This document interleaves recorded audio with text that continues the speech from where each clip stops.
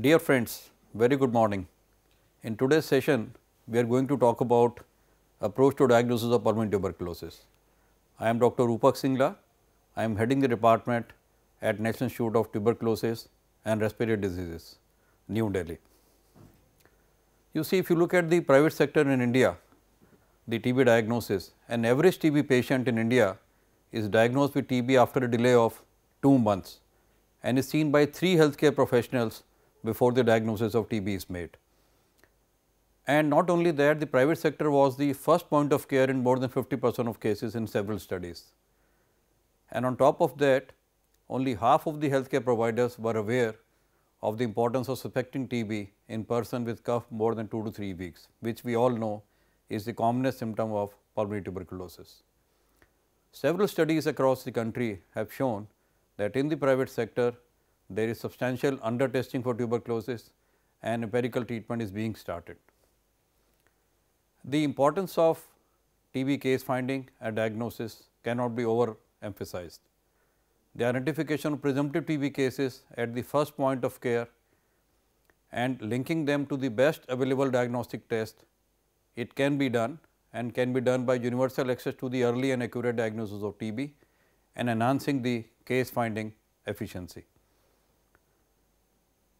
The early and accurate diagnosis of TB, once we achieve it, it will lead to good outcome of treatment and also interrupt the transmission of TB to the others in the community. When we talk about diagnosis of pulmonary tuberculosis, always initial thing is the clinical evaluation, then bacteriology, radiology and other methods they come in the picture. First thing is when to suspect pulmonary tuberculosis. So, these are called presumptive pulmonary TB. It refers to a person with any of the following symptoms and signs which is suggestive of tuberculosis, which includes cough for more than 2 weeks, fever for more than 2 weeks, significant weight loss, hemoptysis or any abnormality in the chest radiograph suggesting tuberculosis. In addition, we need to remember that contacts of microbiologically confirmed TB patients, people living with HIV, diabetics, malnourished, cancer patients, patients on immunosuppressive drugs or steroids, they should be regularly screened for symptoms and signs of tuberculosis. Once you suspect tuberculosis, the recommended diagnostic options for tuberculosis are that we see the bacteria, that is smear microscopy, or we grow the bacteria called phenotypic test like cultures, or we use the genetic information, they are called genotypic methods. The tests which have been endorsed by our national program, that is revised national TB control program, include sputum smear microscopy for AFB, that is Zealand staining and fluorescence staining. The culture and DST include the solid, that is Lowenstein-Jensen medium, the automated liquid culture system, that is Bactec Midget 960. The DST includes the modified PST for Midget 960 system for both first line drugs as well as second line drugs, or we can use economic variant of proportional sensitivity testing, that is 1% using LJ media as a backup whenever indicated. Among the rapid molecular tests, we have line probe assay for MTB complex, which helps in the detection of resistance against INH as well as rifampicin and also against resistance to the second line drugs. Then we have expert MTB rift testing using the GeneXpert system. Coming to the direct smear microscopy, it is the technique of choice because it is simple, it is rapid, has a low cost and operational feasibility. It differentiates between active and healed tuberculosis and the specificity is very high to the tune of 96 to 99%, but it has some drawbacks.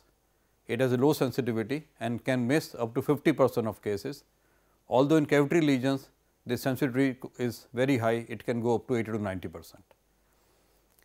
The WHO endorsed strategy for optimized microscopy includes fluorescent staining, LED microscope using 2 samples and read by trained technician with external quality assurance. And it has been shown that LED fluorescent microscopy, it can pick up 20% more cases than the conventional microscopy. The liquid cultures for the PTB diagnosis, it is a gold standard and WHO endorsed. they have high sensitivity, and the isolates are available for DST and molecular test typing as well, and they are ideal tests for smear negative and extrapulmonary tuberculosis. However, they have 2-week turnaround time, and they are very helpful in treatment monitoring also, because you want to know whether the bacteria are dead or monitoring or not. However, they have some disadvantages, that most of the time treating physician cannot wait for the culture result to start the treatment, and it can take 2 to 3 to 4 weeks. And also the liquid culture, they require expertise and infrastructure. Coming to the genotypic test, they detect the genetic mutations which are linked with the drug resistance, and in this category we have expert MTB-RIF, that is cartridge based nucleic acid amplification called CBNet, and line probe assay called LPA, and the genotypic DR plus assay is also called Hain test, and the results are available within 1 or 2 days, but they do not distinguish between live and dead bacteria.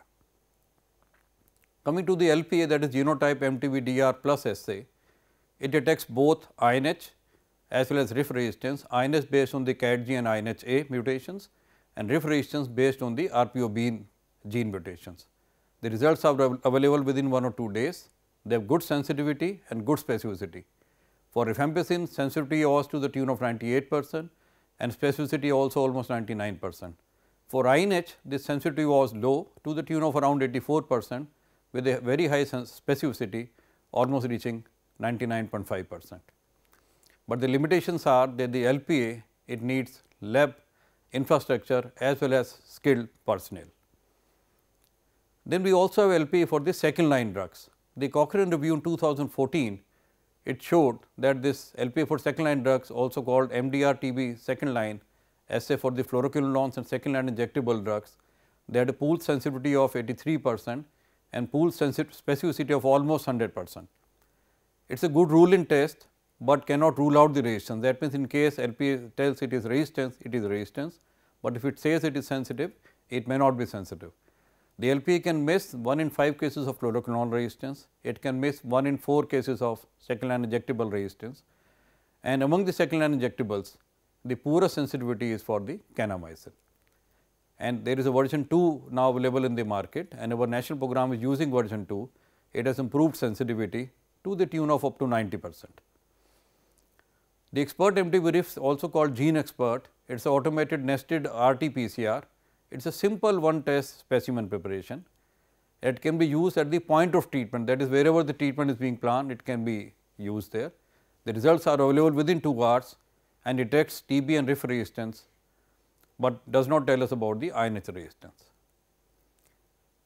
Then looking at the how good is Gene Expert for PTB diagnosis, a Cochrane review including 27 studies and almost 9,500 patients, it showed that using the reference standard for detecting TB as a liquid culture and reference standard for RIF resistance as a phenotypic DST, for smear positive and culture positive tuberculosis, the pooled sensitivity was 98% and specificity 99%.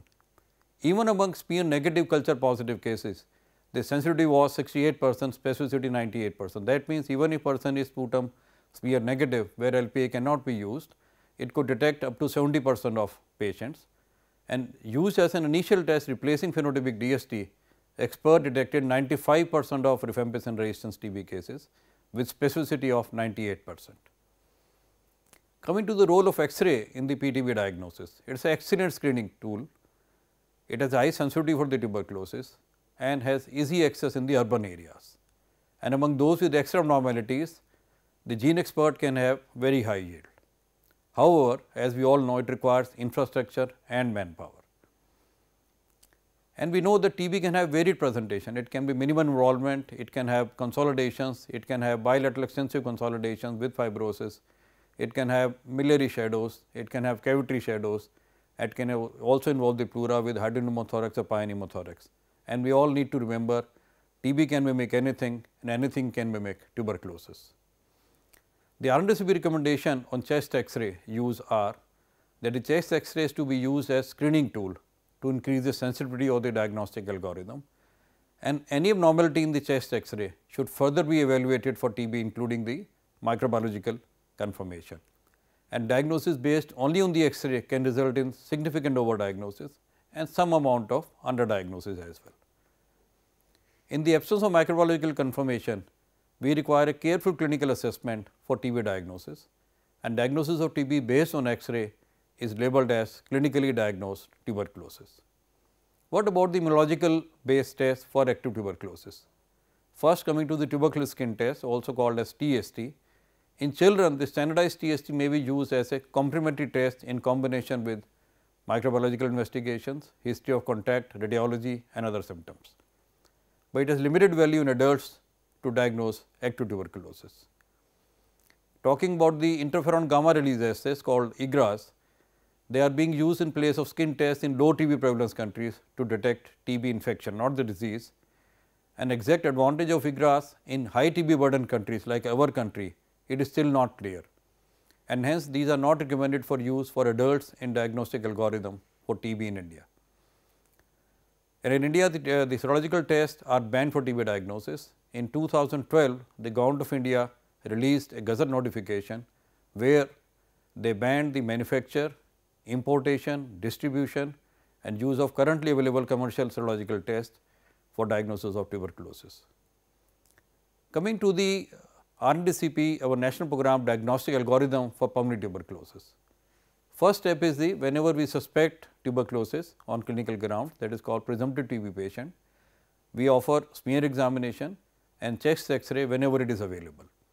If the smear shows smear positive, this patient is labeled as microbiologically confirmed tuberculosis.